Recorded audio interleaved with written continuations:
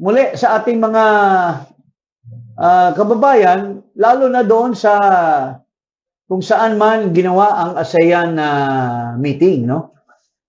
Parang marami akong nakakausap through social media na pahiyang-pahiya sila sa mga pinaggagawa ni Marcos, paring Ado. Unang-una, napakatanga nitong presidente nito dahil part ng program in any event such as an ASEAN meeting, APEC, and normally the bigwigs, the participants, really pose for a memorable picture. Because it is significant to show to the people of the world that this association are united with each other. Mga heads of government Heads and of heads states, heads of state ang ma-attend dyan. Mga attend dyan. Hindi yan basta ministerial. Tapos tayo mga kababayan, tingnan mo naman napaka-kumag nitong Marcos Jr. na ito.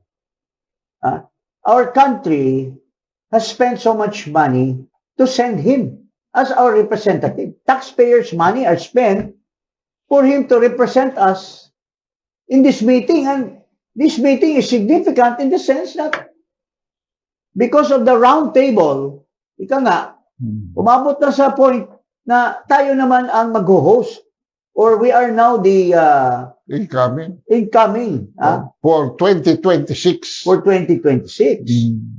And we're supposed to expect na ang ating Pangulo ay magdadala ng ating magandang representasyon. Goodwill. Goodwill sa mga tauhan ng bansang Pilipinas. Pero natulog sa pansitan. Napakatanga. Can you imagine na a very significant picture taking, hindi siya nag-participate? Nawawala ang Pangulo. Nawawala. Ang dami ng mga komentaryo. It's all over social media. Ang mga comments ng mga tao ay, bakit kaya? Nasa banyo ba?